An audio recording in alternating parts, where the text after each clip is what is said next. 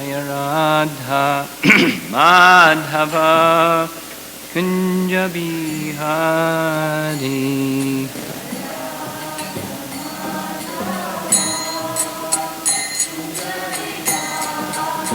Jaya Radha Madhava Kunja Bihari.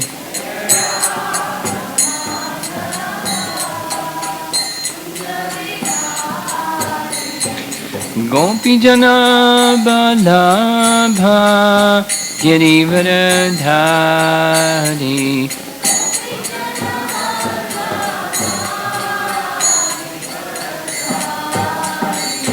Gopi Jana Balabha Girivaradhari.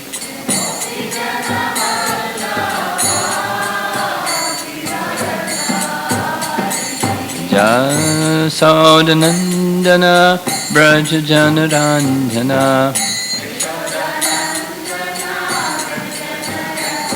Jasodanandana Braja Janaranjana.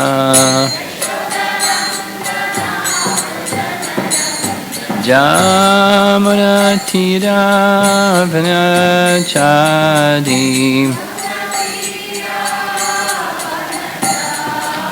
Jamuna Tira Vanachadi.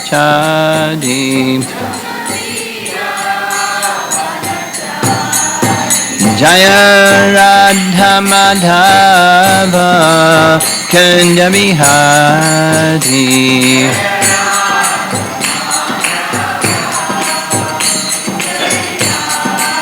Jaya Radha Madhava Kunja Bihari.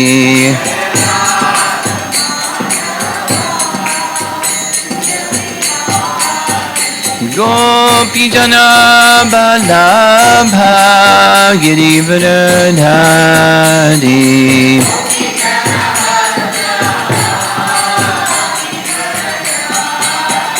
Gopi Jana Balabha Girivaradhari.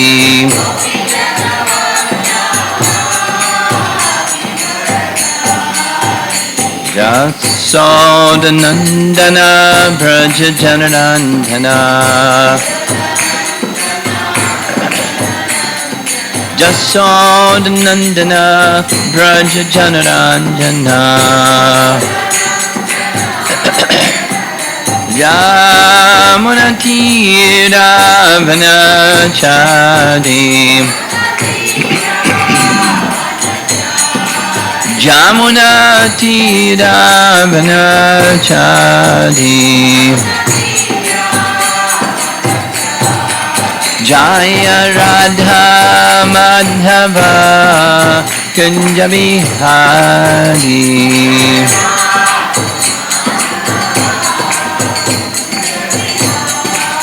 Jaya Radha Madhava Kunja Bihari.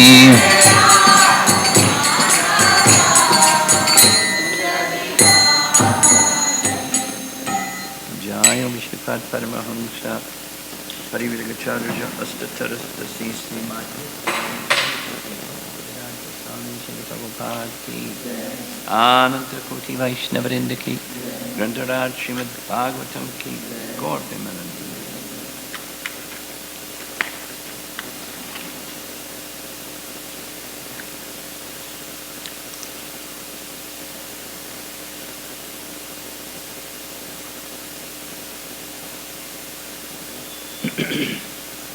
Om Namo Bhagavate Vasudevaya.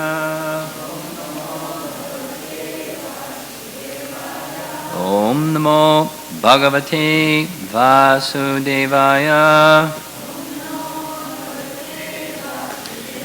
Om Namo Bhagavate Vasudevaya.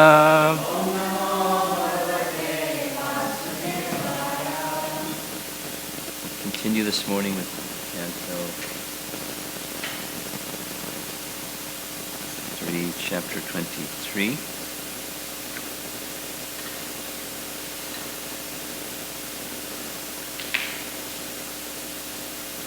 begin with 41.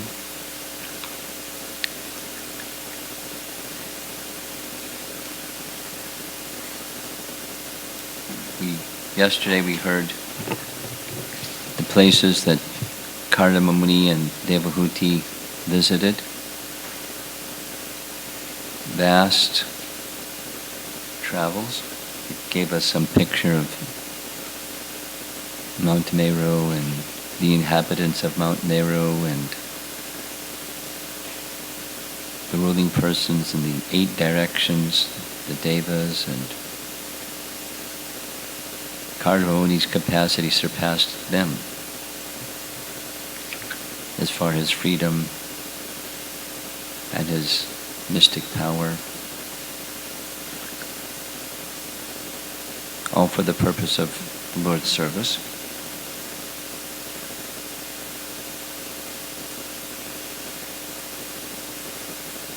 Okay, actually, we'll begin with text 42.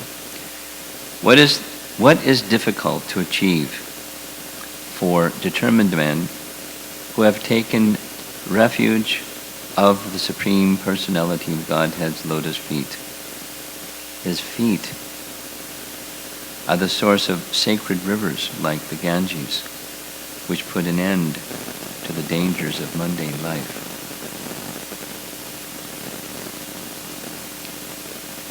The words purported from the verse, the words Yair, Ashratas Tirthapadas Charana are significant here.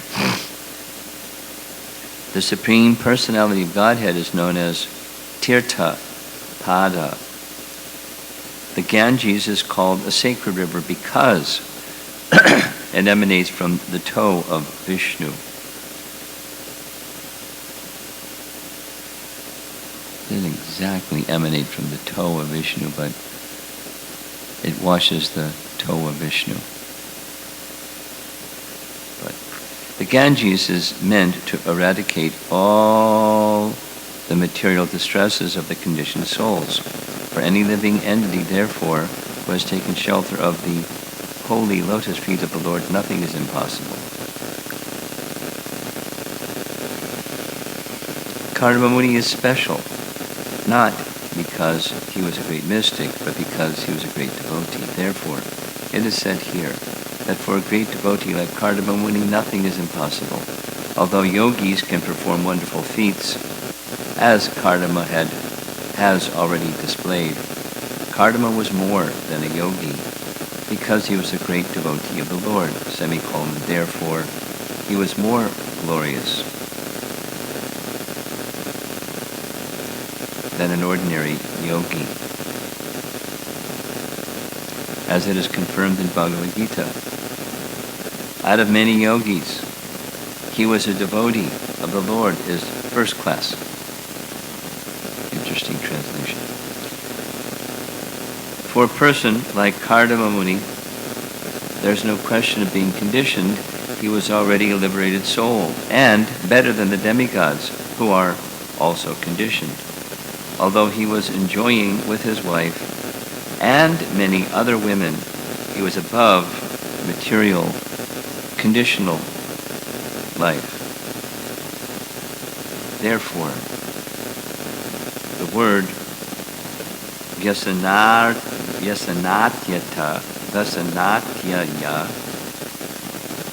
is used to indicate that he was beyond the position of a conditioned soul. He was transcendental to all material limitations. This Vyasana Atyaya, in the word for word, is which vanquishes dangers. And Prabhupada is equating vanquishing dangers to being beyond material limitations.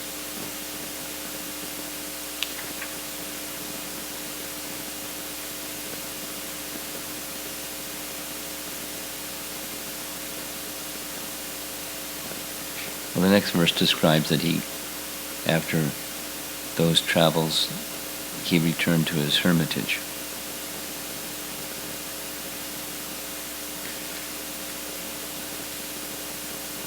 the point that's being made in this verse number 42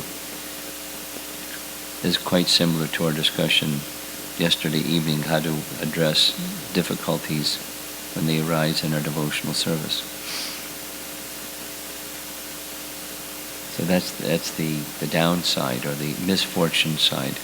And then there's the good fortune side, where something wonderful happens, or is the circumstance of life.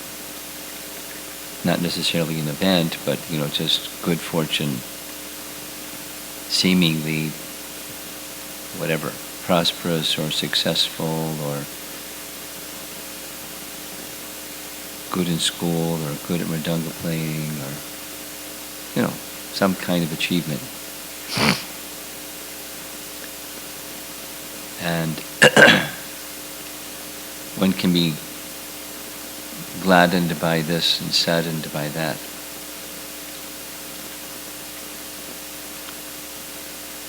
So good fortune is another problem. Can be.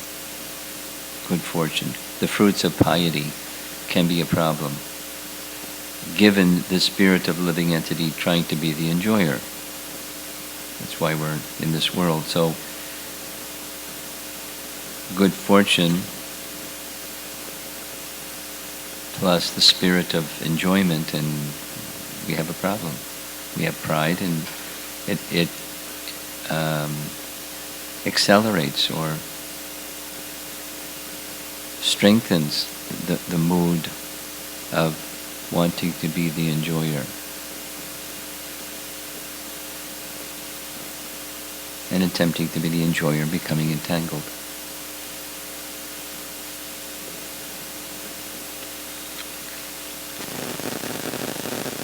The focus here is more on limitations, but they certainly connect, because one is limited by the desire to enjoy independently of Krishna. And then immediately one falls into the laws of karma and the modes of nature, and there's a leash or a rope, depending upon the kind of karma that one has and the modes of nature that one is influenced by, and one is restricted by those circumstances, by the subtle, who has seen the ropes of the modes of nature. We don't see the ropes, we just see the influence, the effect of them. And similarly karma, who's seen a karma?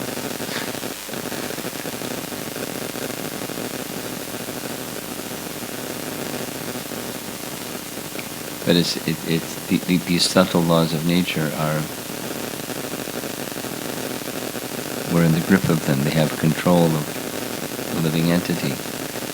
So, without limitation, just like Narada, wonderful example, we compared yesterday, like Kardamoni, Narada is able to travel anywhere without restriction. So what's the restriction? The restriction is this mood of being an independent enjoyer. And then whatever one's position is, it's problematic. Or specifically, there's freedom is restricted. It's what's the word? It's a display of contradiction. There's some word for that. One wants freedom, one is restricted. One doesn't want freedom, one is unrestricted.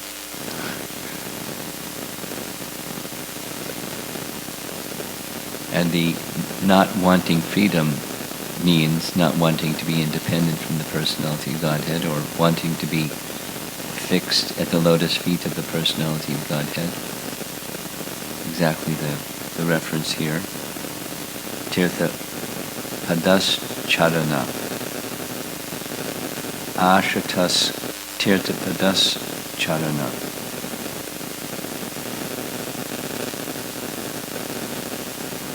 The higher is by whom or one who has that spirit.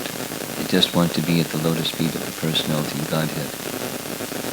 Seems restrictive. Where's your freedom?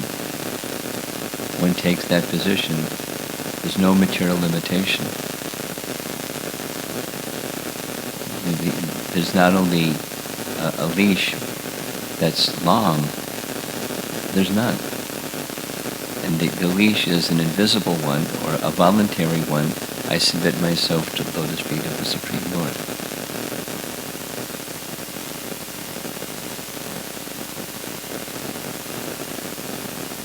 Then the fullness of the freedom of the Supreme Lord becomes the freedom of one who's at the lotus feet of the Supreme Lord.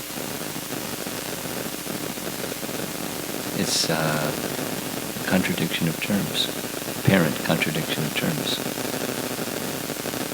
Freedom, unrestricted freedom, is the consequence of absolute submission. And no freedom is the result of striving for independent execution of will. Shorter open, more restriction, more restriction, more restriction.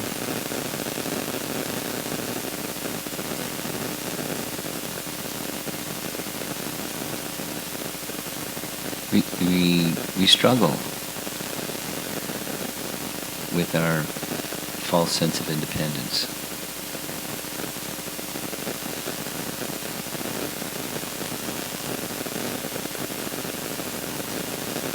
Just like the Bhagavad Gita verse,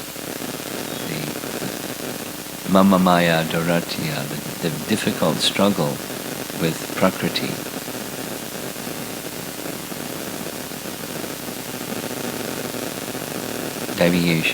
Mama Maya Doratya. Because Prakriti is under the control of the Supreme Controller, and if we, to the degree that we are striving for independence from the one who is the controller of Prakriti, we struggle.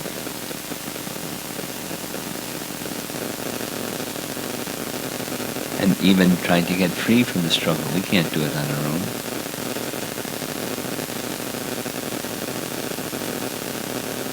Then the other side, we take shelter, prapadyante, we take shelter of the personality of Godhead. And that same material energy that one was struggling with gives one freedom. Even knowing that, we struggle. We struggle because of the independent spirit. Rajo Guna. And we're covered. Struggling for fulfillment of desire, kama, and frustration with the desire, krodha. And we have material life. And we want freedom from material life or material restriction. And we submit to the lotus feet of the Supreme Lord.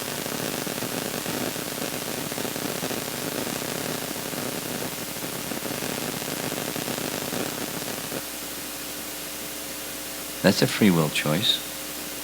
We don't relinquish our freedom. We exercise our freedom. To the maximum, we exercise our freedom wisely. And with that, we have unlimited freedom. Not unlimited in the same sense as the personality of Godhead, but by the empowerment of the personality of Godhead, practically speaking, the same freedom as the personality of Godhead. I mean, Kardama is a nice example. He's fixed at the lotus feet of the personality of Godhead. That means that his mood of service at the lotus feet means service. There's different rasas, but they all have service. Service is our constitutional position. fully accepting our constitutional position, Kardama, accepting his. He's serving his father, he's serving his wife.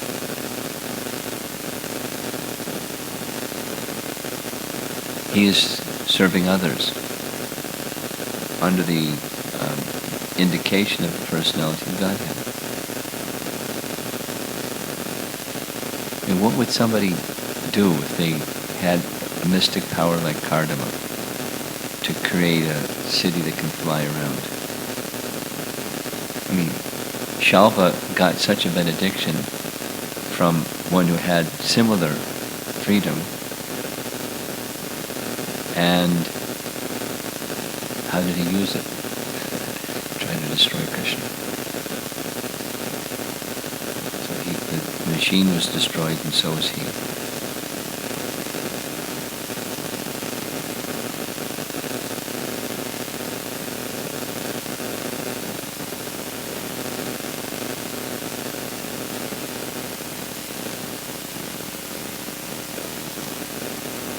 It's not sufficient. Many literatures are a classic struggle of good against evil. Literatures and movies and dramas and stories, good against evil. And for some reason, it may look like the good guys are going to lose, and they're something, and then they win, and the bad guys lose. It's just the modes of nature prevalent, because the personality of Godhead gives special favor to one who comes to him, his mode of goodness position. So the strength of God is greater than the strength of those who are against God. So the good guys win, although it may look like difficulty. So Ramayana and Mahabharata, that are one way of describing, they're teaching codes of conduct for human society. What is proper dharma? And how, in different situations, how do you decide dharma, and over there is a lesser dharma or adharma, and the consequences, and treatise on dharma. However, the greater message is transcendence. And one who is transcendental, then they're very capable of discriminating in a very refined way. And their speech and their conduct is elegant. Even when they're doing, destroying the bad guys. With full dependence on the personality of Godhead. So Kardama is not a Kshatriya, but he's more than dharmic. He's a Brahmana, he's a sage, he's a yogi, he's vastly learned, and above all, he's a perfect devotee. And as a perfect devotee, once again, the message here, he's at the lotus feet of the Supreme Lord. Whether he's in his hermitage, whether he's not married or married, whether he's in this aerial mansion or whatever.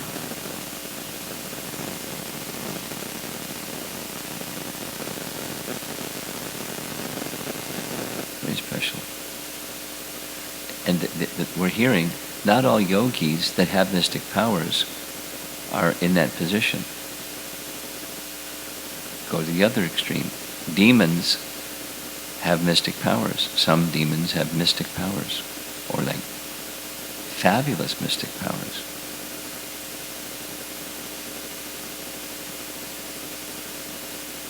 But they don't use those mystic powers as a devotee uses. They don't acknowledge the source of those mystic powers and focus their attention on the lotus feet of the Supreme Lord. And so they're vanquished.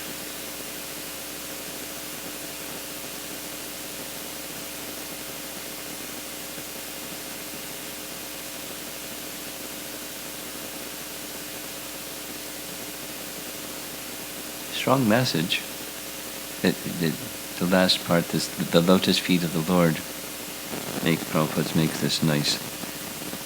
The Ganges is called the sacred river because it emanates from the toe of Vishnu. The Ganges is meant to eradicate all the material distresses of the conditioned soul. Specifically, bathing in the Ganges relieves one of the reactions to sins. Not necessarily the sinning propensity, but the reactions to sins, relieving prarabdha karma, sufferings that are happening. And why? Because the Ganges washes the toe. It's the charnamrita of the footbath of the personality of Godhead. So it sanctifies. So then what to speak of someone who's absorbed and always consciously at the lotus feet of the Supreme Lord. They're in that situation also. They have freedom from material distress or transcendental to all material limitations, not just relieved from a suffering condition, but in the transcendental position. That's superlative. That's the goal of the Vedas. In such a nice, attractive way, the Bhagavatam is taking us again and again and again in so many different ways to that position of pure devotional service. That's its message. And hear it attentively and receptively, and it carries us to that position.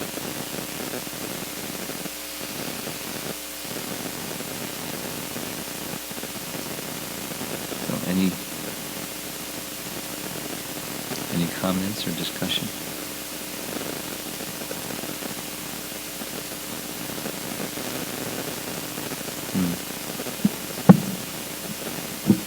Hare Krishna. What is the difference between independent mentality and using one's intelligence to execute the... Nice question.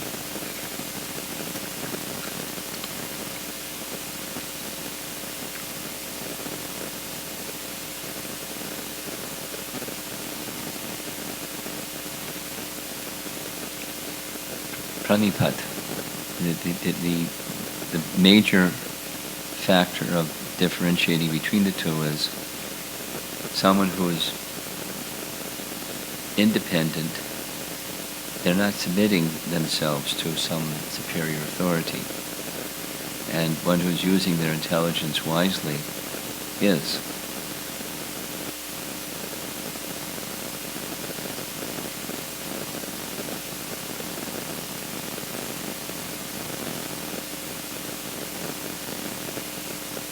One way of describing the whole of the Karma Kanda, Jnana Kanda, and Upasana Kanda, the whole range of Vedic wisdom, is to help bring a living entity to the point of voluntarily submitting to higher authority, to God.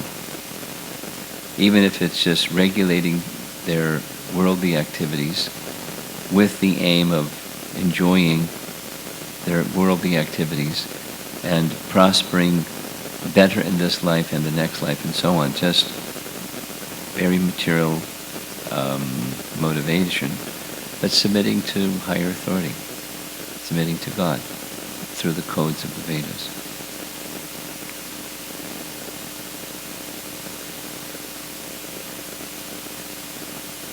So in that case, then there's some the independent spirit is bridled or curbed. The dharmic person restricts themselves. Their freedom, their independence has boundaries. Voluntary.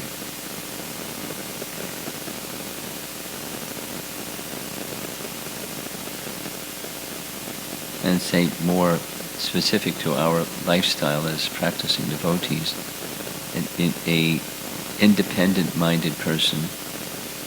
I mean, I know devotees that are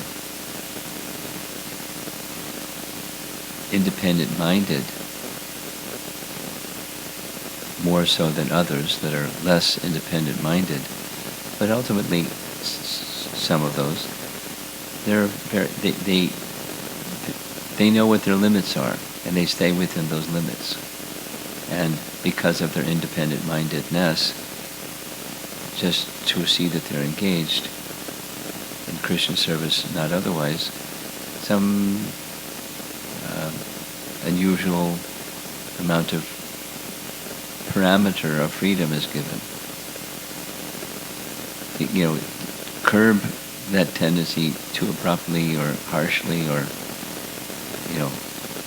without recognizing an independent spirit, and the person is going to bolt and run.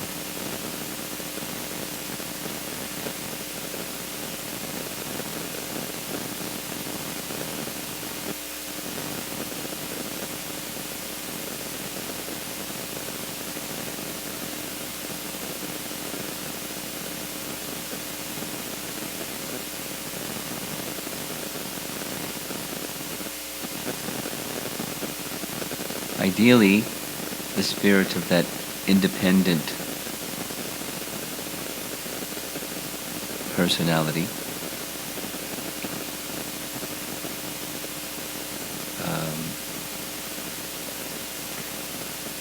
wants to please the personality of Godhead, wants to stay under the authority of the Vedas, and wants to,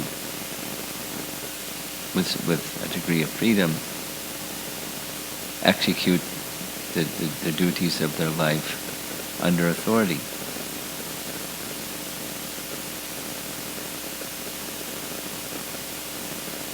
Of a qualified Brahmana or Vaishnava.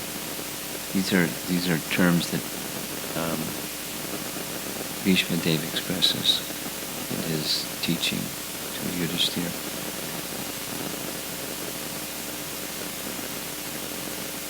So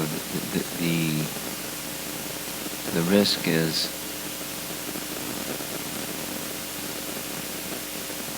for that independent spirited person is to go so far out on the limb that the limb breaks. They're executing things that are independently done, not under the mood of being under the authority of Krishna and representatives of Krishna. Just go out of control. Very dangerous.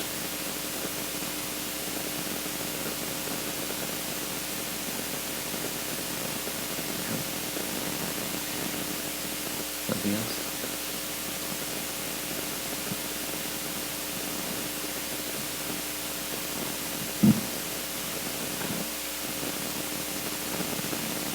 Maharaj, something about determination. Because before coming to Krishna consciousness, I had used my determination in all different ways to be determined. That's like to take care of something, to do something, but that thing is there. Yeah. And when I take some commitment to internally work on something now, and wanting to or trying to stay determined, get mixed up almost like even after just a few days. It doesn't even last. It always gets mixed up, and I just wanted to see from you, like, what can I tell myself to stay protected from that, because it happens again and again. And so that whole determination is only dragging me away more than getting me closer. The last sentence, that determination, something about... It's just like drifting. I mean, I'm just getting drifted off instead of getting closer to the shelter. Into which? Getting closer to the shelter.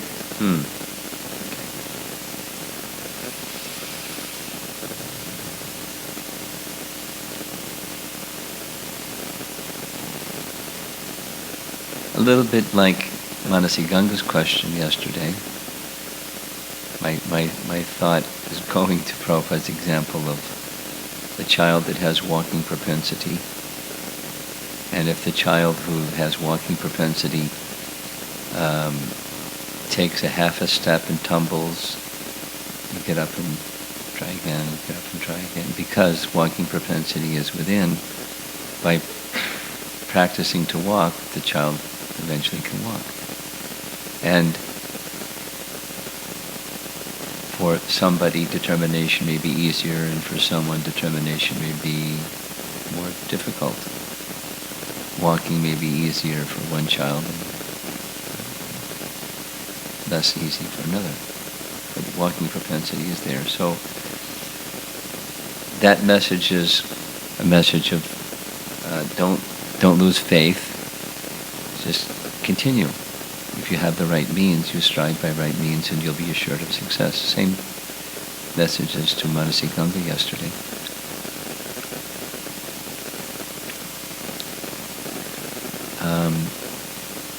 Some measures to assist. What was the phrase you used? I get mixed up. What was the phrase? What was the phrase you used? It was mixed up or drifted off. Drifted. Okay.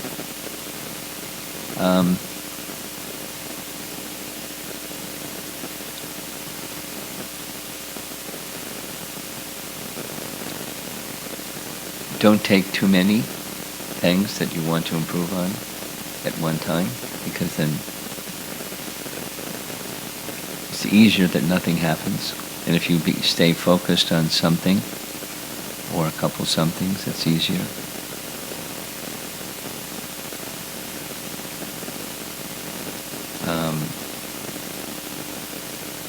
The quality and consistency of the connection with those that are helping and guiding and giving spiritual strength and wisdom, strengthen those relationships. That is to say, strength beyond our own strength, intelligence beyond our own intelligence, a well-wisher that can, as we start to stray, not only they can step in, but our sense of commitment in a relationship can give us strength beyond our own strength. This works that way. It's natural.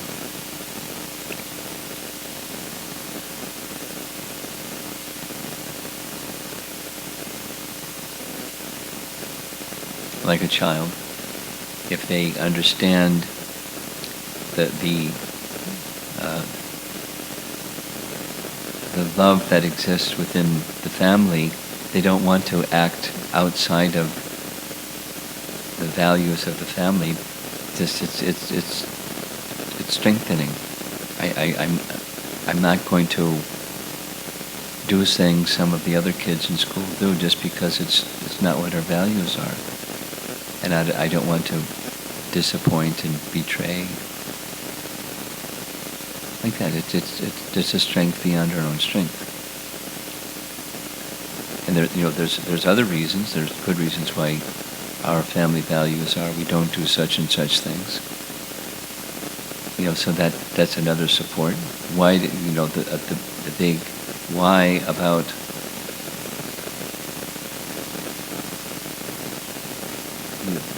the commitment to be determined about something. Why? And as that strengthens, it helps in the execution with determination.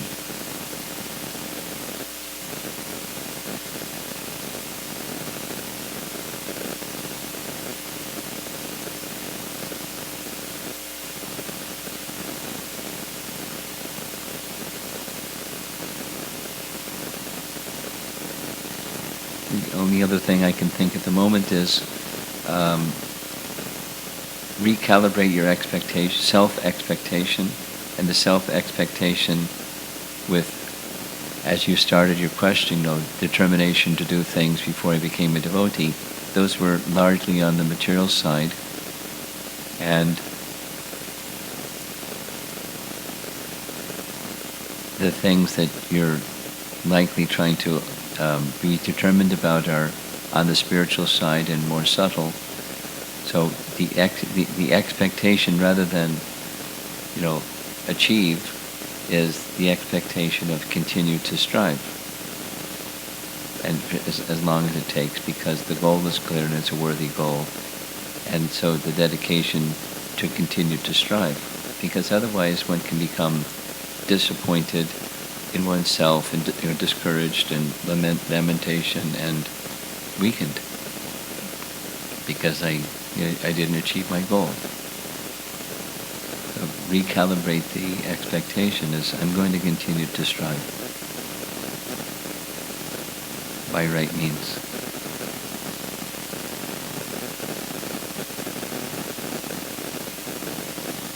With dependence upon Krishna. So proper abhideya was going to reach the prayojana.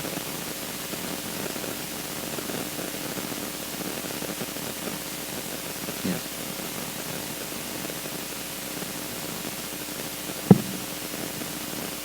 Hare Krishna, Maharaj. Maharaj, important takeaway for me from yesterday's and today's class being... From yesterday's? And today's class being... taking shelter or surrendering to Krishna in difficult situations. Yesterday evening. Yesterday. Okay. My question is, when difficult circumstances come, Maharaj, that degree, the shelter-taking propensity is there, but the quality of devotional service that I perform seems to take a hit. The quality? Quality of devotional service. Takes a hit.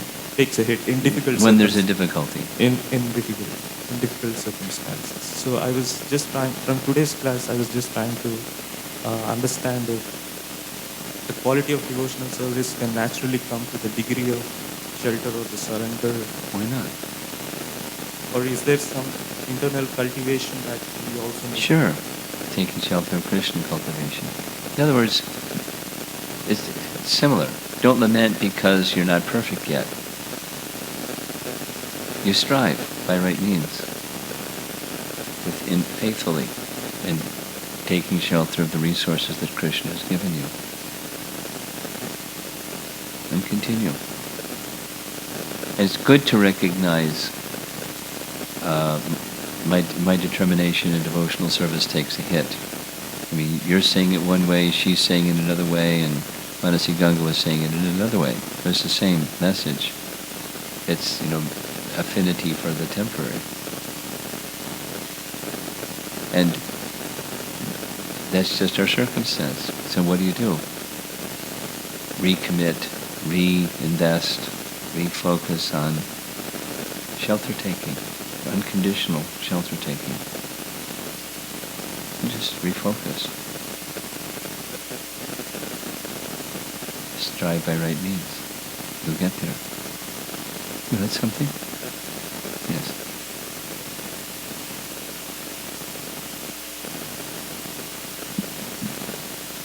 Hare Krishna Maharaj, my question is kind of similar to Shatrata Mataji. I oftentimes feel that my personality is kind of set. Stressed? Set. Flat? Set. Set. Fixed. Rigid.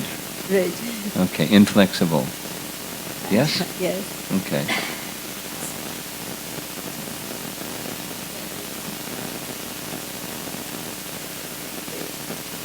Set in your ways. Set in your ways. Yeah. Okay. So when you're trying to take steps to self-improve, it's difficult where your mind is saying it's mission impossible. But your intelligence is saying you must try. So there is like this tug of war between the mind and the intelligence. And mind often wins. So how to, I guess... That's well articulated. I guess how to... So your question fight the is? mind and make maybe intelligence win.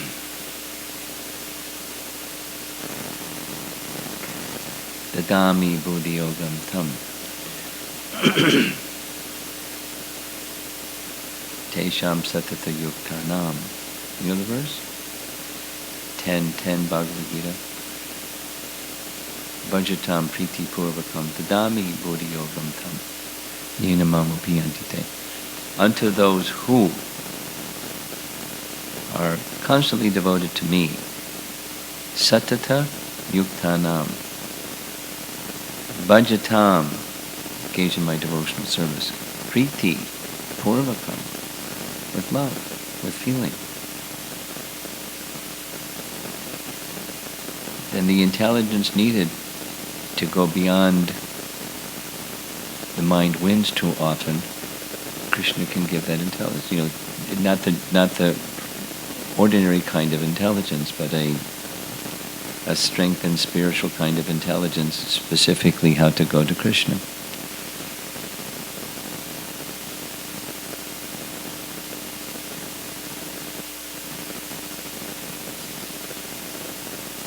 It's a reciprocation that Krishna awards to those who strive. Again, this strive by right means. And then on the other side, or that's the acceptance side, and then the non-acceptance or the rejection side is placing value in the mind, the voice of the mind that says no.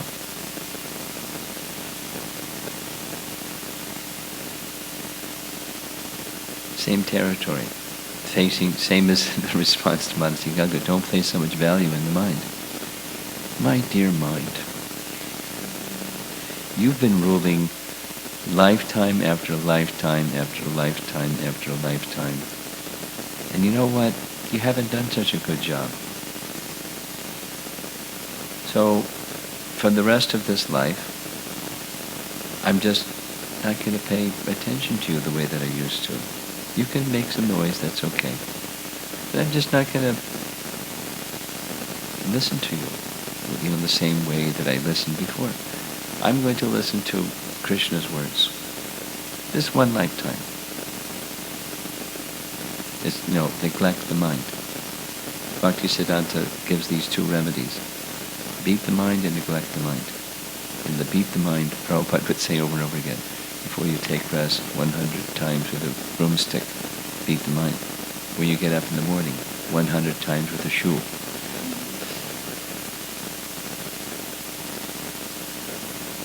To bring the mind into submission, the other is neglected.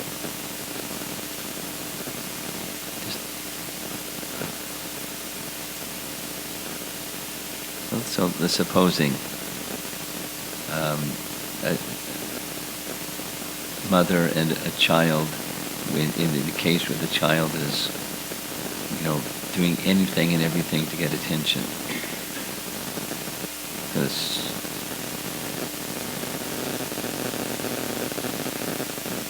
give attention to the child when the child is doing nicely. And don't pay attention. This is a method. And, when the child is acting up, you can, show affection, but not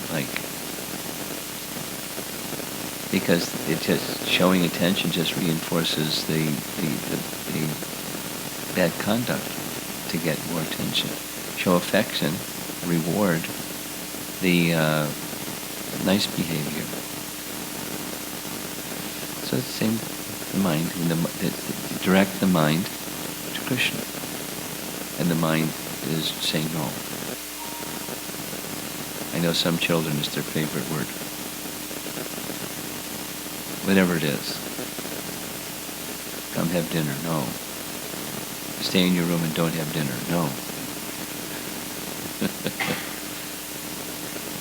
Do what you like, no.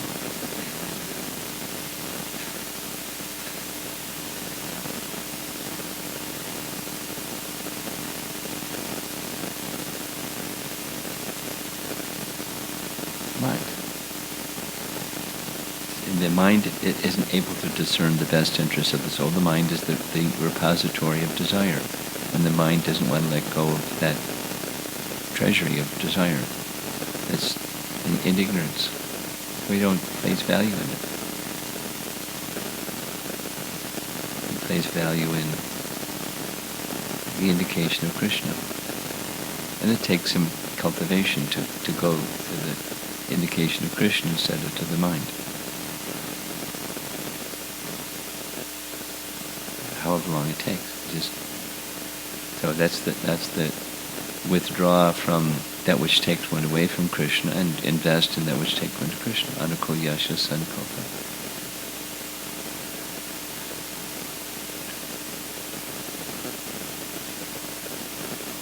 Anukulyena Krishna Rishimanam. It's our teaching. And we take shelter of Rupa Goswami, we get the teaching. And then we, through the strength of Rupa Goswami and his mercy and his associates, his followers, we get strength beyond our own strength. So the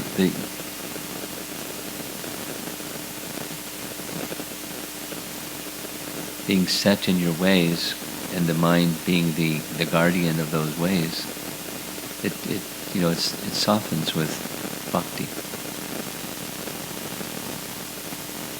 The hard heart becomes softened by bhakti. The rebellious mind becomes softened by bhakti. And then intelligence can rule. So if you let it happen gracefully and naturally rather than forcefully, you may break. And gradually,